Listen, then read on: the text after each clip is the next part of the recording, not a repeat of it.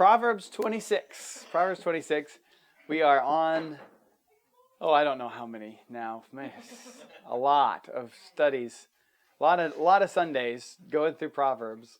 Who knows? This might take all of us right up until the day that we die. We'll see. See how this works.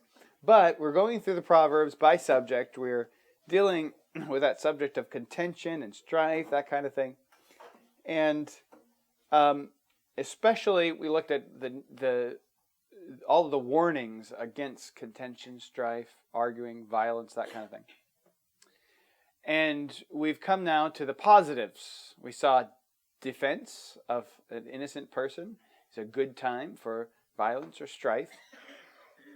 In response to violence or strife would be defensive violence or strife. Then we have seen discipline. Discipline is a good time for that kind of physical harm that might be a harm in one scenario, but in one scenario it would be discipline. And we saw that how the Old Testament uses the idea of a rod and in judgment, actually in disciplining of a guilty party in justice and in judgment. But also Solomon uses that as an example of disciplining a child as well. And so we've seen this. There's two more verses I wanted to give you on that, and then we'll go to the third category where there's a form of violence, if you'll let me use that as a really broad term, that is positive, and that is injustice. There are just scenarios where violence is called for. In Proverbs 26, verse 3, we'll see two more actually, but we'll start in 26 and see one of those on discipline. That is Proverbs 26, verse 3. A whip for the horse, a bridle for the ass, and a rod for the fool's back.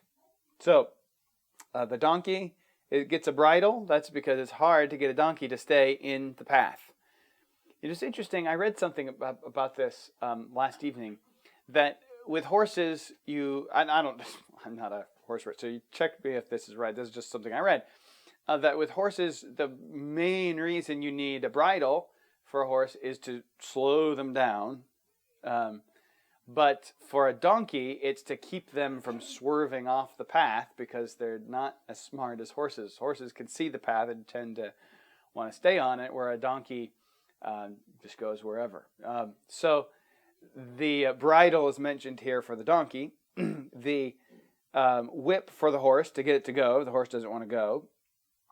And the similarity here is that the rod does for the fool what the bridle and the whip do for the donkey and the horse. That's discipline. That's a positive scenario where a fool gets into trouble, goes before the judge, is sentenced to a rod. Now, that wouldn't be in our government, unfortunately, but it was in the time of Solomon.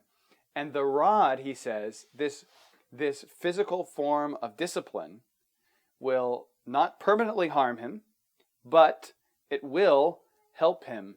It will hurt, right? But it will help him far more than it hurts, because he will be given wisdom by means of a rod, the way that a horse is given wisdom by a whip and a donkey. Now, this is interesting that the fool is compared to a donkey and a horse. I mean, obviously, nobody wants to be the donkey and the horse.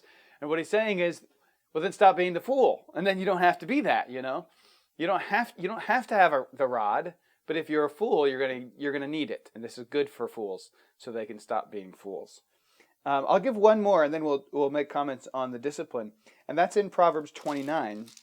We read one of the two in Proverbs 29 last week. I don't think we read the other one, if I'm recollecting. So I think we read verse 17, which is, correct thy son, and he shall give thee rest, yea, he shall give delight unto thy soul. We talked about how disciplining children gives you rest and pleases so much the parents, because parents long to be proud of their children. They really do. And the most grievous thing for a parent is to have children that they can't be proud of. And so Well, they need discipline. The more discipline, the more you're able to rest and be proud of them. But if you look 2 verses before that, there's another verse that I don't remember that we covered last week, and so I wanted to touch on it. It's verse 15 of Proverbs 29. It says, "The rod and reproof give wisdom, but a child left to himself bringeth his mother to shame." Wow. Now this is interesting. The rod and reproof, or rebuke. So there's 2 ways.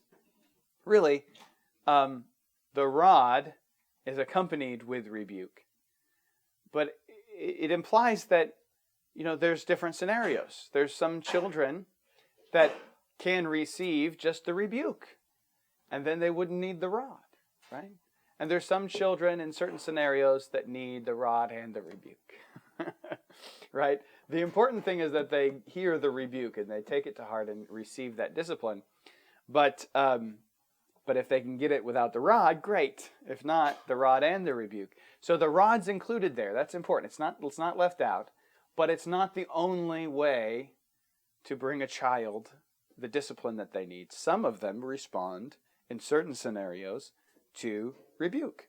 And I think we can all,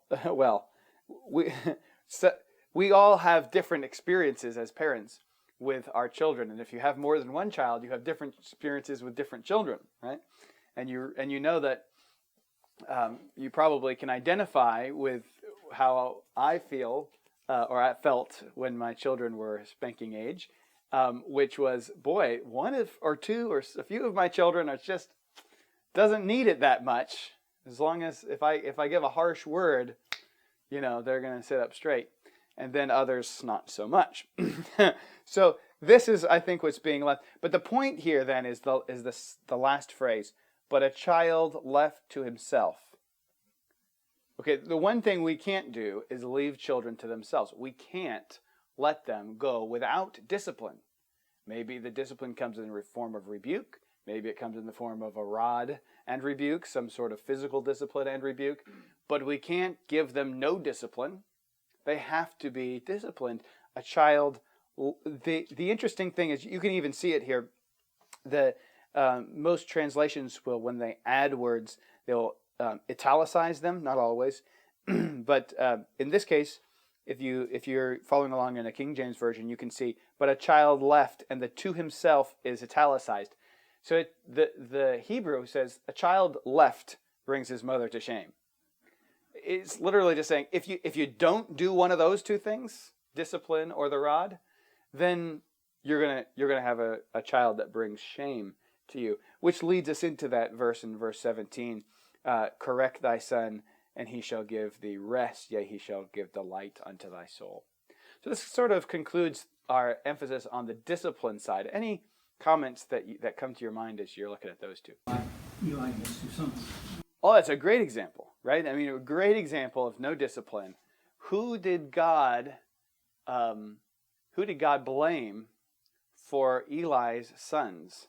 Now, obviously, they were to blame, right? I mean, they were taking women who were bringing sacrifices to the temple and committing adultery with them. I mean, awful, awful. Eli's the priest, and his sons are getting ready to take over after him, and they're corrupt. And I mean, it's just like the Biden family, right? But anyway, but at any rate, but that's a good example. Am I wrong? Exactly. Well, I wasn't trying to go that far, but you're not wrong. But that's the thing. Eli, in this case, Eli, the father, was a righteous man in his actions, different than the. Absolutely. But somehow we're going to get back on track. But Eli was a righteous man in his actions, but God is going to judge Eli and his house because Eli didn't discipline his children. And God held Eli responsible for what his sons did. Yeah, absolutely. Okay, so let's get into justice. Now, here's the thing. I've divided up the words that are translated as justice in the Bible and in the Proverbs. into a couple different categories so we could study them by the Hebrew word, because there's some different meanings and some different senses that are given by these different Hebrew words. And so I think this will be helpful. So there's a couple different words. Din, the Hebrew word din, which would be transliterated din, is our first examination. It's translated as judgment, but it's specifically a legal cause or a battle. It's not so much the specific. Sometimes it could be a specific case, but it's any kind of legal cause or legal battle. Then, not today, but then we'll get to the study of the word mishpat, the Hebrew word mishpat, which is also translated as judgment in Proverbs, but it's specifically talking about a court case or a litigation, a verdict, the results. Usually, this is what it's talking about, a judicial decision. So now we have a slight variation where one was a battle, the other was sort of like the results, the case itself and the results. So it's not taking one side or the other. And then we'll also look at the word nakah, which is a Hebrew word that's translated as innocent or unpunished. And that has to do with being counted innocent in a court of law, being acquitted of a crime. And so these senses, these meanings of these words, I think will help us when we're reading words like judgment and justice. And so let's start with the word din. Proverbs 20, verse 8. I have 4 of these. No, we probably won't get to them all, but we'll see how far. Proverbs 20, verse 8 says this.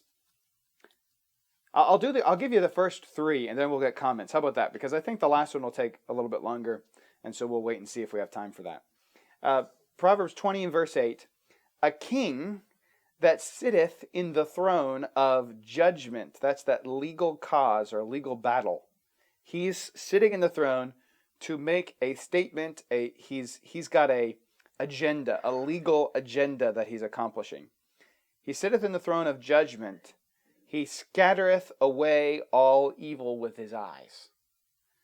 So a king who's serious about doing justice, so much that he sits in the throne and starts making legal decisions. Now, understand that a king isn't exactly like a president. You know, as Americans, we're thinking more presidential. A king would be like the ultimate court of the land. You went to the king, and the king decided your case. That's it. The case is done, right? You know, that would be our Supreme Court, right? But a king that's now sitting in the throne of judgment, he now scatters away evil with his eyes. So he needs to make 1 or 2 or 3 or 4 judgments. And then he just looks at you and you know, I'm not going to do it. Because he's made an example out of a couple people, right? Justice has happened to a few people and nobody else wants to do that thing. Whatever the thing that the king was bringing judgment against. He was bringing a legal cause or a legal case against that one specific thing. Now this is very interesting to me. It's interesting the timing that we fall on here, because we're actually, this is going to be weird for people watching this 2 or 3 years later or 10 years later on YouTube, but we just came through a week of a new president in America, and he's made a couple things very clear. I won't stand for this, and you're not going to get away with that. And now all of a sudden people are running, it's like what is it, when you turn on the lights and the cockroaches all scurry into, people are, very few people want to challenge this because, there's so much swift justice coming on people. In fact, one of the things that's a big deal for our new president is the border crossings. And now people are they're trying to cross, they're getting sent back, they're going back and telling people, don't even try, you're not going to get caught. Don't worry, don't even try. It's a good example of a king who says, this is, when I make an example out of a few people, now there's going to be a lot of justice all over because other people are going to see it and say, I ain't going there, I'm not going to do that, I'm not going to get involved in that thing because there's going to be justice.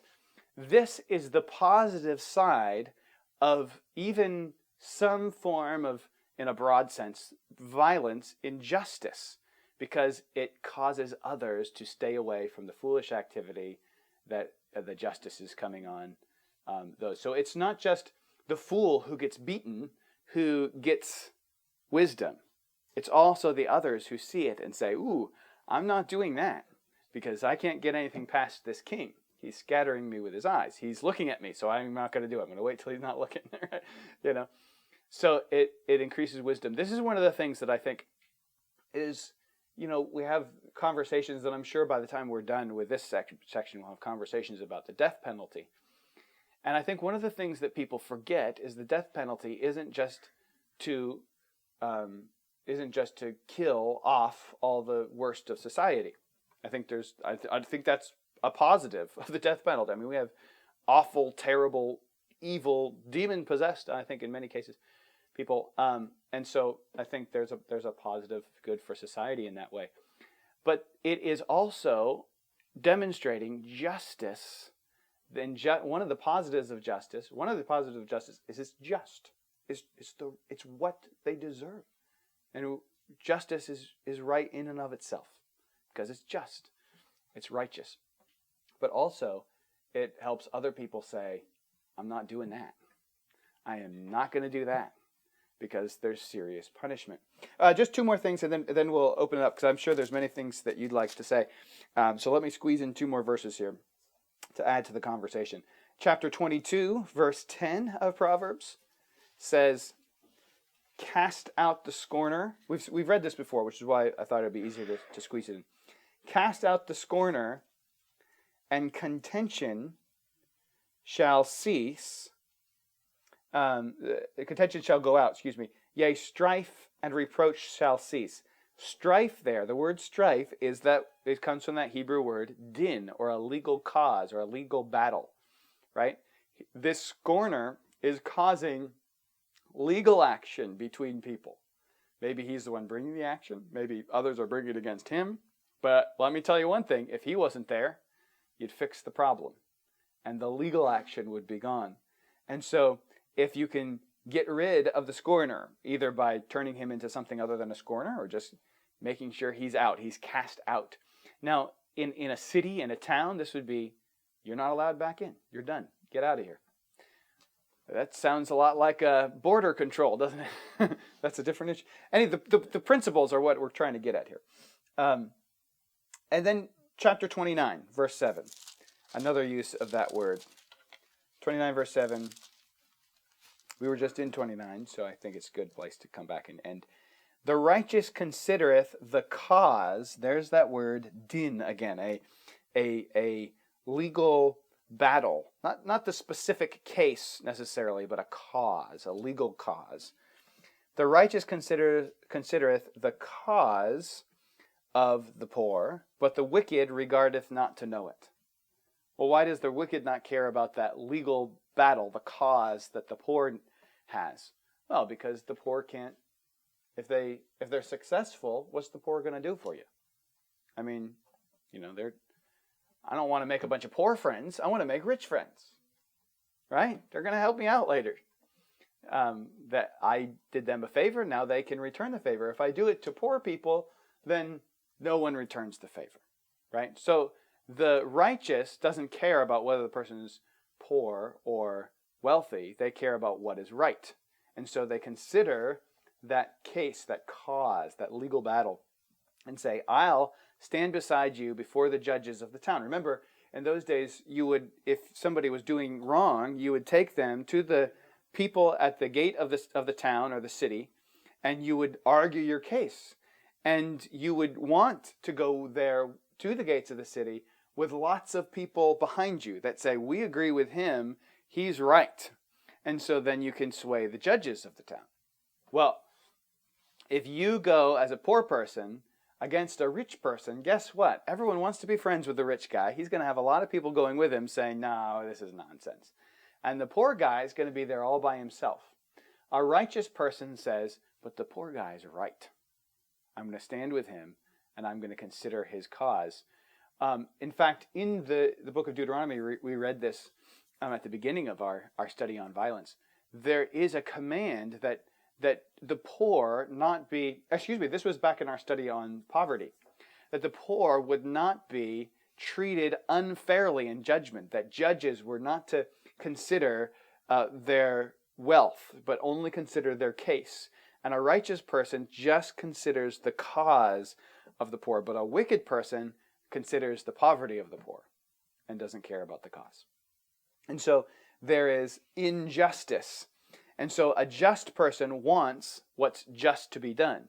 That means that if the rich person is doing something that deserves a rod, that deserves even death or some penalty, then we want them to receive it. If the poor person does, we want them to receive it. Justice should be blind, but justice is good.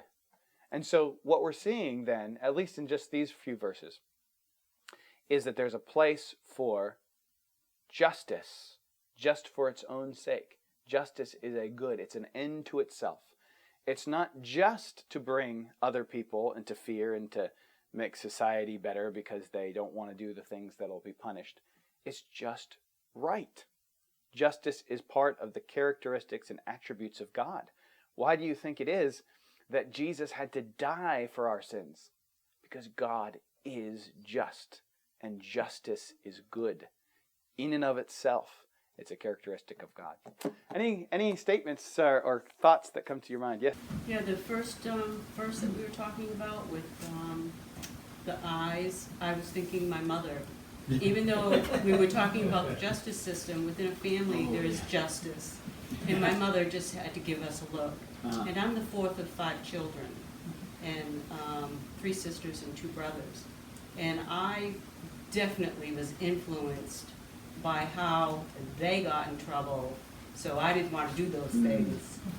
That's not to say that I didn't ever get in trouble, but the example that you gave, we have laws, like I don't speed because I don't want a ticket, right? Yeah. Because I could lose my license. Yeah. That's an interesting illustration too, because how many times do you see a police officer on the side of the road with somebody he's pulled over, and everybody's hitting their brakes, and there's no way he's going to catch you. He's leaning over with giving a guy a ticket, but all of a sudden you're like, oh, but I don't want to end up like that, so I'm going to. Yeah. And I think sometimes. Yeah, that's true. So I think, I've been pulled over before. So many times I've been pulled over and got given warnings. And I'm thinking, why was that for? And now that you say that, I think I was just being made an example of so the people driving by would be scared, I think that's what it was. I saw another hand over here. Yes. So the stuff we read today, is that pretty much based on a godly society?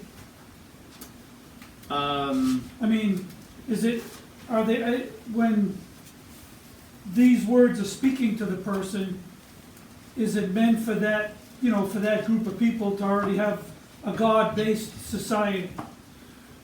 Like the spare the rod thing, like all those other things, Right. So I think this is written by Solomon, who's the king of the nation of Israel, which is following, or at least should be following, the law of God, right? For the time when Solomon's writing this, there probably are. They aren't doing so well by the end of Solomon's reign. But he's talking to his son, who presumably is Rehoboam. They're going to be the next king of Israel. And so, I think this is in a society that recognizes God. But what we're being given here is the ideal scenario. This is right. This is just.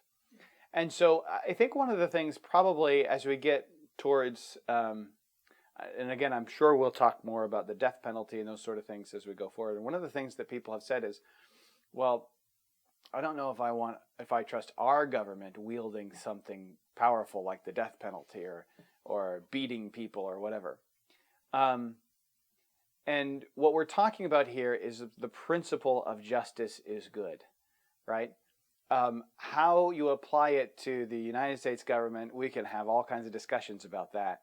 But what I want to do is look at the principle of justice and how it belongs in a righteous government, and a government isn't righteous that isn't enacting justice. And whether or not we should have it in the mess that is our government is a completely different scenario, or another question that's attached to that, but not really the direct question, I think, that's being addressed here. I think God here is giving us the value of the principle of justice, and also the concept that it is a government, like a king or whoever is the government for a nation. It's their responsibility to enact justice because they're ruling with God's power on God's behalf. This is something in Psalm 82. It shows us that those who are judging humans only have the right to do so because God allows them to. And so Romans 13, maybe we should do that next week. Next week what we'll do is we'll put a hold on Proverbs, and we'll go to Psalm 82 and Romans 13 and look at something that isn't called this in Scripture, but many have titled it the doctrine of the lesser magistrate, which really is an idea that God has all power and all authority, and that anyone who is exercising authority over human beings on the earth is doing so because they're doing so under God's authority. And as soon as they step outside of their God-given authority, they are now unjust and unrighteous, and we are not compelled to follow their leading because they're outside of God's authority. But as long as they're inside of God's authority, what their realm is, for instance, the government has a certain realm that God has blessed them and blessed us with a government to govern us in this area.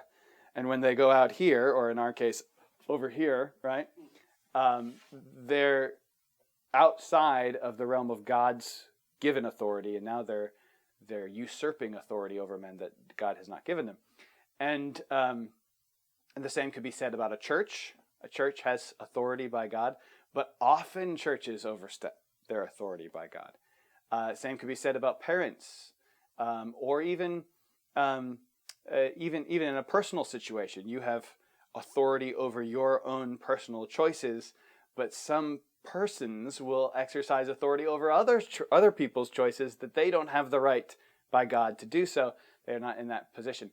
And so I think it'll be good to talk about that a little bit, because I think that's kind of a necessary conversation to have before we can dive in deeper on the justice idea, especially as this justice concept equates so much with government. Not always, it's not exclusive to government, but so much of it. So I was looking at it too from the family perspective, like... Yeah, so when you're talking about the subject of discipline, I think it's very easy to apply that in a family. You know, what is the disciplinary thing? Christian or not family? But yeah, exactly. But I think when we talk about justice, this is not directly applicable in a family scenario, because we're using words that are legal, court cases, that kind of stuff. This is not happening in a family. Okay, I'm not hiring my brother to go speak for me on behalf speak on my behalf to my mom and dad to win a legal case. You know, these are very different things. So if we're going to apply the things that we read about justice in a family scenario, it's going to be, we're going to have to first do, well, there's 3 stages to reading the Bible. It's what does it say, what does it mean, and what do I need to do about it, right? And so we need to start with what does it say and what does it mean, which, here's what it says, that's easy, you read it. And then what it means has to do with the legal context. And then once I understand the legal context and what it's saying, then I might draw some principles out of that and say, here's how I apply it in my family. But the direct meaning isn't about families, it's about that legal. Really, we're going to be very, very much talking about governments here, because that's what we mean when we're talking about justice and legality and stuff like that. The thing is, I just remember as a child, unsaved, but learning about these ideas of justice and legality, and being made an example and not being made an example, and being consistent. I just am thinking, what does it matter what I do? Who cares? It doesn't matter. Now that I see, you know what I mean? So I just hearing what Tim was saying, I could kind of relate to some of that justice type thinking, and pulling it out of, at least in my own family. Mm-hmm. Yeah, and I think even in a family, when you have here's what you did, here's the punishment you get because this is right. Even then, there's a different motive. It's not so, the justice isn't so much an end to itself as it is you need to learn about justice, so now there's discipline, right? I'm trying to teach them. Where in the government, even if someone isn't learning something, it's still good to be just, right? So there's so that's why I mean when we're talking about that justice being an end unto itself, that's really more talking in a governmental sense. Just to jump off of that, I was thinking, what are we going to be looking at with the next generation in our government? We've just gone through such years of such injustice or unrighteousness or wickedness. And some people in our society think that's right. Yeah. They think that's right. They still think that's right. Yeah, good point. And so that's, I don't know if this is the right word, but there has to be a paradigm shift at some point that these people, they could potentially be running our country again. Yeah. Later down the road, right? I didn't even realize how bad it was. This week when I heard that 12 people were released from prison who had been imprisoned for praying outside of abortion clinics, I said, was it 12 of them were? I mean, I knew that one of them had, but I didn't know that there were 12 of them in there. And how many more instances of such things are out there that we just don't know? Yeah, and they thought, well, I think there's an element of just genuine maliciousness and just evil in that. But there's also some who just, this is right, this is the right thing to do. And, if justice were to be restored completely and fully in our country, which it will be when Jesus returns, for sure, when that happens, there will be a paradigm shift. And the reason there'll be a paradigm shift, because he'll rule with a rod of iron, right? And that's really none of us, we will never have Jesus as our king until Jesus is our king, right? But that is certainly the ideal, the thing that we're shooting for. We would love to have a king who's more like Jesus. The more our king can be like Jesus, the better our country will be, right? And so, I think that the more our government can establish and stick to righteousness and enforce it and do justice, the more the paradigm begins to shift, and the more those ideas become lesser and lesser, right? Now, they won't just disappear overnight, but we would need long periods of time when justice is done correctly, for that to change, I suppose. Yeah, maybe like 1,000 years. Maybe 1,000 years will do it. Anyone else? Let's just start talking about the millennium. Let's do eschatology now, guys. How about that? All right. Well, a few people. I know just one or two of you want to go home, so the rest of us will stay and talk about eschatology. But I'll pray so that a couple of you can go. Let's pray. Oh Lord, thank you so much for your wisdom. Thank you for your word. I know that personally, I have in the past read through the Proverbs far too in a rushed manner, far too briefly, and have not taken the time to consider the deep meaning that is embedded into every single one of these Proverbs. What great wisdom you have for us here. We thank you for this gold mine that we've happened upon here in our study. And we thank you for the time that we've been able to spend in it today, and the time we'll be able to spend in it in coming weeks, should the Lord tarry his coming. And we do pray that you will come quickly, but in the event that we have another week or another week after that, I pray that you continue to bless us with this study. We thank you. Help us to put it in practice in our lives. In Jesus' name we pray.